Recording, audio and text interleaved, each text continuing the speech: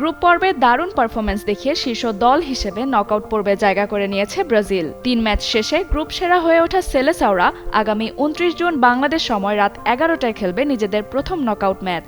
একই গ্রুপে ৭ পয়েন্ট পেলেও গোল ব্যবধানে পিছিয়ে থাকায় মরক্কোকে সন্তুষ্ট থাকতে হয়েছে রানার্স আপ হয়ে।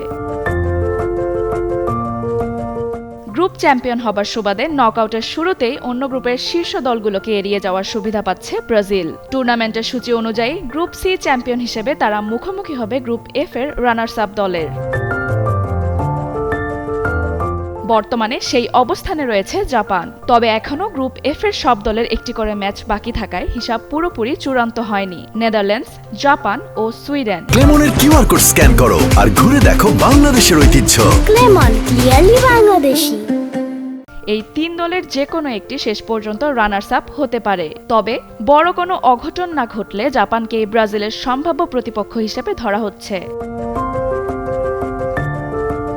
এখন সব চোখ গ্রুপ এফ এর শেষ রাউন্ডের ম্যাচগুলোর দিকে। বাংলাদেশ সময় আগামীকাল ভোর ৫টায় জাপান মুখোমুখি হবে সুইডেনের, আর নেদারল্যান্ডস খেলবে ইতোমধ্যেই বিদায় নিশ্চিত হওয়া তিউনিশিয়ার বিপক্ষে। এই ২ ম্যাচের ফলই ঠিক করে দিবে নকআউটে ব্রাজিলের প্রথম প্রতিপক্ষ কে হবে।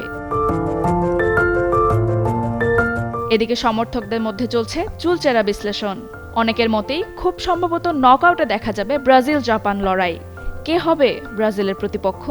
উত্তর মিলবে আর কয়েক ঘন্টার মধ্যেই।